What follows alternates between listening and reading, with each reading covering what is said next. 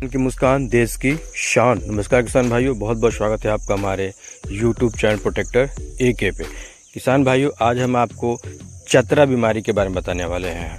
जी हाँ, चतरा की बीमारी कैसे होती है, किस कारण होती है, उसमें कौन सी दवा का स्प्रे करना चाहिए, ये सारी बातें आज हम इस वीडियो में करने वाले हैं। मैं आपको चतरा के सिर्फ केवल फ़ोटो दिखा सकता हूँ, क्योंकि अभी मेरे खेत में चतरा लगा नहीं है कि मैं आपको दिखा पाऊँ।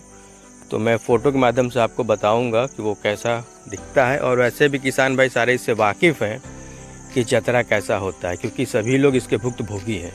और ये बहुत ख़तरनाक बीमारी है, क्योंकि ये 50% से ज़्यादा का नुकसान कर देती है। तो आइए शुरुआत करते हैं कि चतरा की बीमारी क्या है। तो मैं आपको बताना चाहता हूँ कि देखिए, चतरा की बीमारी जो होती है वो एक फफूंद जनिक बीमारी है। फफूंद से ही वो बीमारी होती है। वो फफूंद का नाम जो है राइजोक्टेनिया सोलेनाई है। राइजोक्टेनिया सोलेनाई उस फफूंद का नाम है, जिसके कारण की ये बीमारी होती है।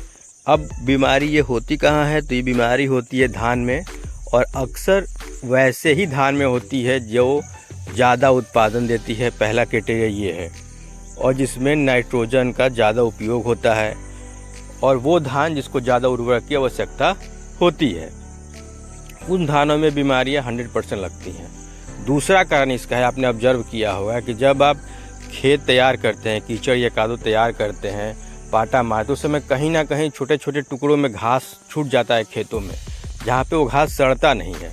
और घास सड़ता नहीं है, वहाँ पे बीमारियाँ का प्रकोप ज़्यादा होता है। उसका कारण ये है कि जब हम उर्वरक का उपयोग अपने खेत में करते हैं, तो जो घास होती है ना, घास को पता होता है कि मेरा जीवन काल 50 दिन का है, 60 दिन का है, तो वो उर्वरक का उपयोग तेज़ी से करती है। उनकी जो जड़ें हैं, जो आप जब यूरिया खेतों में देते हैं तो उनकी जड़ें उनको अपनी तरफ ऑब्जर्व तेज़ी में करती हैं, तो वहाँ पे जो है उर्वरक की मात्रा बढ़ जाती है। उर्वरक की मात्रा बढ़ने से भी इसका प्रकोप होता है। तो आप देखेंगे कि जहाँ जहाँ आपने ज़्यादा घास छोड़ दिया था, दब गया था, घास को दबा दिया था पैरों से, वहाँ पे इसका प्रकोप ज़्यादा होता है। दूसरा कारण उर्वरक का उपयोग ज़्यादा करने से भी होता है। तीसरा, ये अक्सर वैसे ही धान की फसलों में लगता है जो उत्पादन ज़्यादा करती हों, जिसके लिए आप सोचते हैं कि उत्पादन ज़्यादा करेगी, लेके आते हैं तो उसका भोजन भी ज़्यादा होता है, यानी कि हम उसको उर्वरक भी ज़्यादा देते हैं। ये कुछ कारण थे क्यों चतरा हमारे खेत में होता है। अब चतरा जब आपके खेत में हो जाता है, तो आप ये जानिए कि आप चतरा को कंट्रोल कर सकते हैं, ठीक नहीं कर सकते। कंट्रोल कर सकते हैं कि वो अब यहाँ से आगे न बढ़े। जो हो गया वो हो गया, तो अब नहीं हो, इसके लिए आपको सीड ट्रीटमेंट करना है। कोई भी बीज आप खरीद के लेके आते हैं तो उस बीज का ट्रीटमेंट ज़रूर करें, किसी भी कीटनाशक से, किसी भी फंगिसाइड से। कीटनाशक और फंगिसाइड दोनों को 2-2 ग्राम लेना है, और प्रति किलो बीज की मात्रा में आपको उसको सीड ट्रीटमेंट कर देना है। तो मोर देन 75% चांसेस कम हो जाते हैं चतरा लगने के। दूसरा, घास कहीं भी खेत में न दबाएं, घास को निकाल दें, निकाल के मेड़ पे रख दें। घास वहाँ नहीं रहेगी तो वहाँ पे उर्वरक ज़्यादा, घास ऑब्जर्व नहीं करेंगी तो भी नहीं होगा। और तीसरा है कि आपको अगर आप मिट्टी जांच करा लें, मिट्टी जांच कराने के बाद आप उर्वरक का प्रयोग करेंगे तो भी नहीं होगा। ये बातें हो गई कि ये चतरा बीमारी कैसे होती है, मैंने बता दिया। और ये भी मैंने बता दिया कि राइजोक्टेनिया सोलेनाई नाम के फफूंद के कारण होती है। अब इसका उपचार, अब उपचार की बात हम करेंगे, तो उपचार में आपको जब ऐसा आपको दिखे आपके खेत में कि पैच पैच में चतरा हो गया है, उस समय आपको एक नेटिवो नाम की दवा आती है। नेटिवो जिसमें कि टेबुकोनाजोल होता है और ट्राइफॉक्स एस्ट्रोबिन होता है। ये आप कॉम्बिनेशन देख लेंगे। ब्रांड नेम है नेटिवो, उसके अंदर जो कॉम्बिनेशन होता है वो टेबुकोनाजोल और ट्राइफॉक्स एस्ट्रोबिन का होता है। मार्केट में वो नेटिवो नाम से मिलेगा, उसको आपको लेना है। और 80 ग्राम